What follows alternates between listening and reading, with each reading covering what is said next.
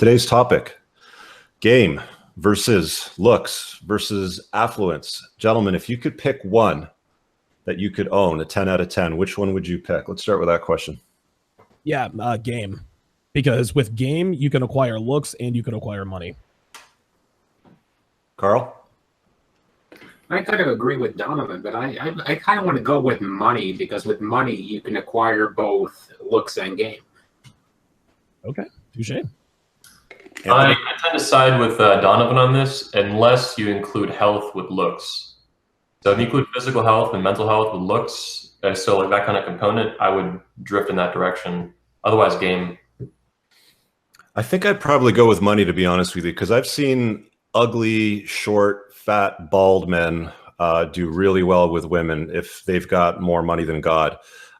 So at some point, you know, looks and game won't matter if you have enough money to shine for it. You guys have probably seen the Hot Crazy Matrix, right?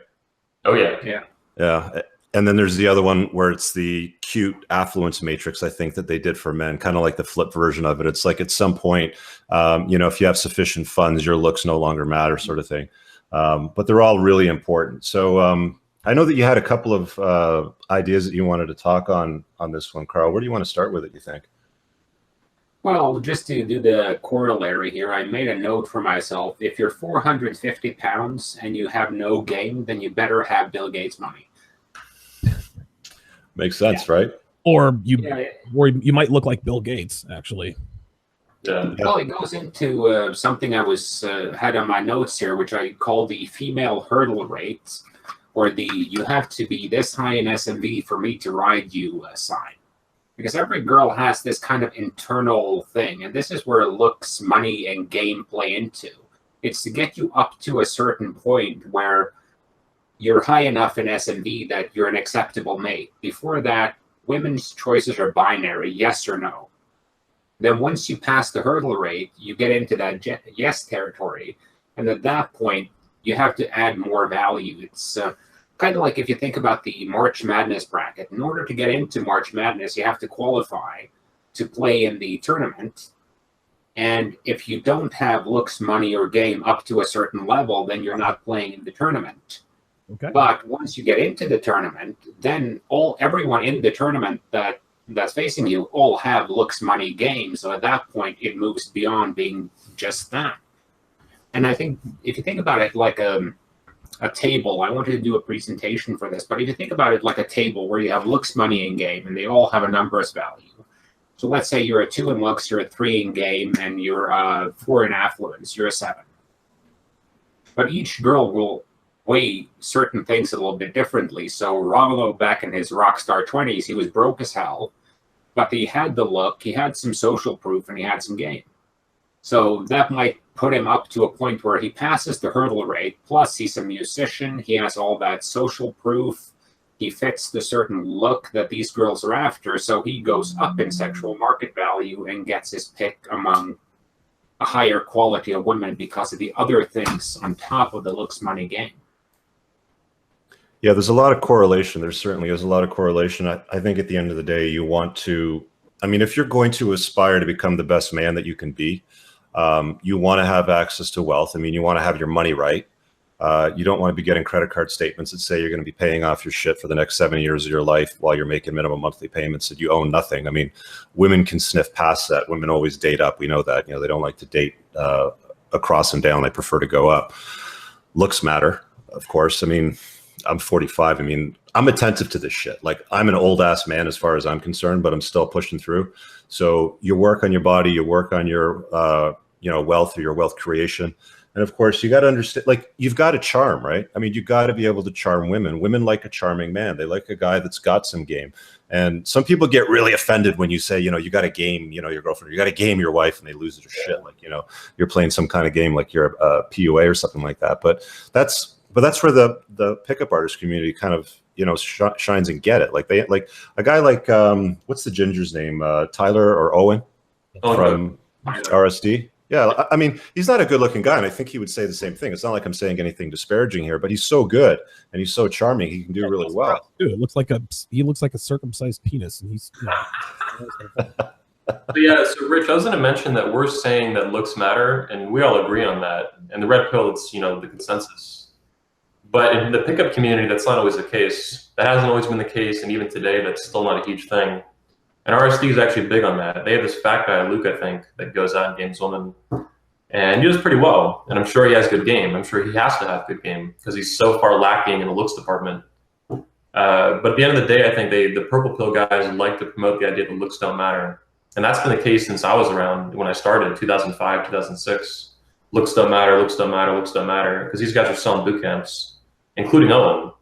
So I don't know exactly what their mantra is today on it, but for a long time, that was like a huge debate and this big fucking issue, like, do looks matter? And they do. Yeah.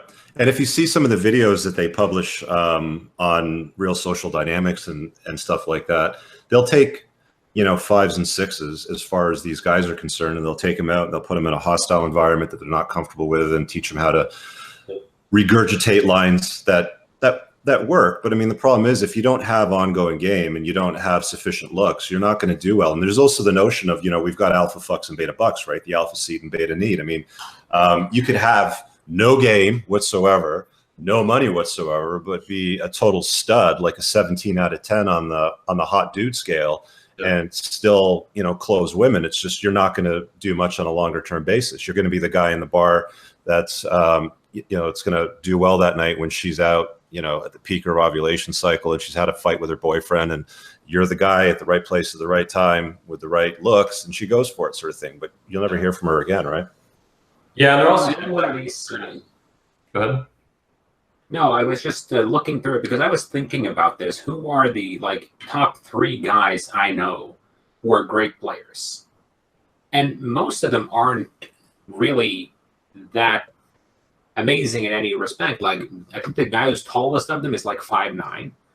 None of them are 10% body fat, 225 guys, millionaires, etc. But they have a combination of, they get above that hurdle rate, so women will view them as sexual partners, and then they have something on top of that. Like, one guy is really into style and has this flamboyant, bohemian kind of dandy type style that a lot of girls go for.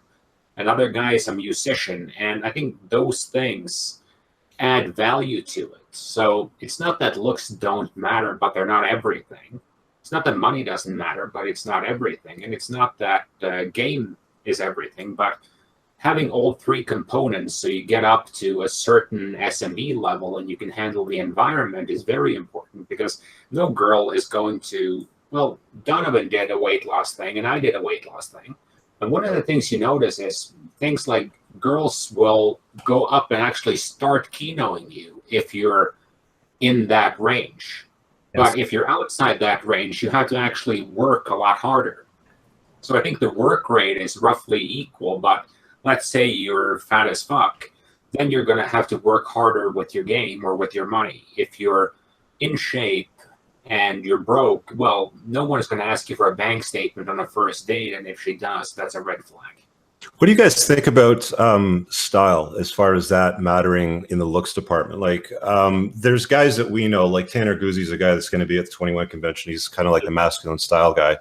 I mean, how much does style play for you guys when you're operating on the sexual marketplace and kind of, dealing with women and dating or whatever? Like, do you find it matters that much, or can you override like basic bitch style with, charm, looks, and money sort of thing? I'll actually go first on this. I've never been much. I mean, I know how to dress myself. I'm not an idiot. But when I changed my body, I found that I guess the better a shape you're in, the less your style matters. This isn't to say that you can go out looking like a vagabond and go out and pick up chicks, but by the same token, if you have that tapered V shape, if you're a muscular guy, if you're in good shape, I think style matters less. And I think as far as looks versus money versus game, my assertion is that a man who is an A+, and I've said this before, but a man who's an A+ at one thing is going to fuck hotter women than a man who's the B- at everything. So is it looks, money, or status? I mean, listen, or looks, money, or game, I would take the game. But if somebody is in the top 5% of looks, well, then they don't really have to have much game. If somebody is a billionaire, they definitely don't have to have any game. So as long as you excel in one of those 3 areas, as long as you're in the top 5 or even top 1%. It's just like guys always ask, does size matter as far as your dick size? Well, if you're in the if you're in the top or the bottom 1%, if you have a bottom 1% size dick, or if you have a top 1% size dick, yeah, it definitely matters. But as long as you fall within that 98 percentile, then you should be good. Let's just pause for a minute to welcome AJ Cortez, the What's up, guys? the personal training ballet dancing Jesus. He's definitely going to shed some light on the notion of this program today. AJ, we usually start off with what's going on in our world, so you chimed in a little bit late, but give us an update. What's happening with you? What's up, guys? Yeah, right now, let's see what is going on. I've finally got my book finalized, coming out in about 8 weeks.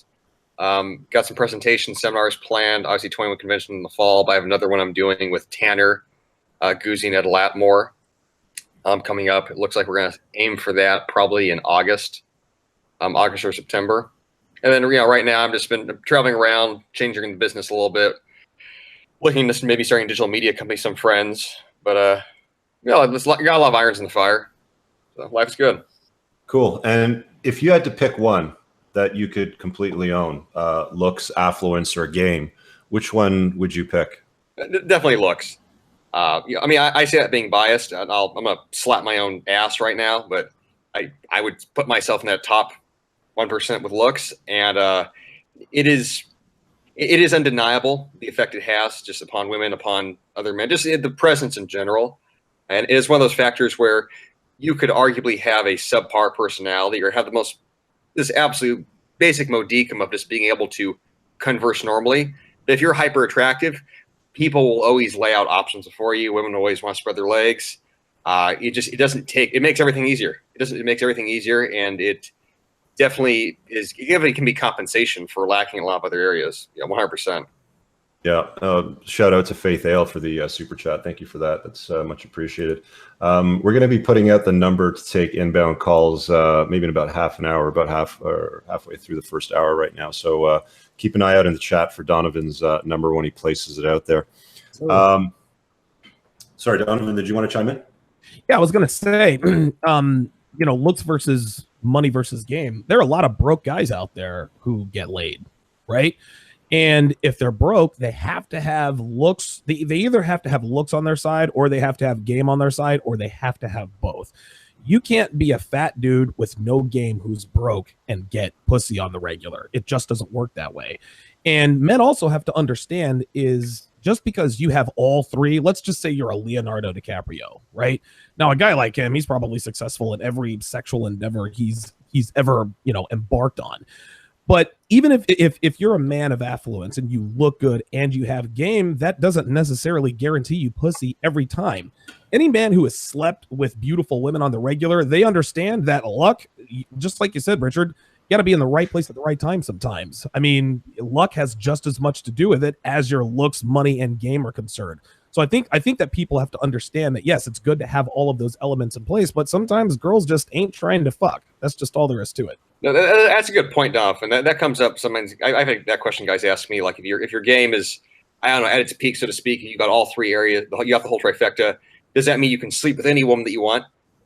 No, like you just said, any guy that's been with a lot of women, you can go out, you can talk to women. There are women that they have no interest in you, or you're not the look that they like, wherever the case may be. Right. Even if you're super attractive. I've gone out with mixed groups of guys. There's white girls love black guys. It's fucking easy. There's women that won't want to sleep with black men. I've gone to parties where it's a bunch of Asian women and they don't like my look at all, but the guy that's blonde hair, blue eyes, they all swoop towards him. So I mean, the idea that you can have sort of this bulletproof, I almost now say it, like the idea that you can have sort of this kryptonite dynamic to you where you just get everyone you could possibly want. Yeah, nobody bats 1,000. No, it doesn't exist. It doesn't exist. Period.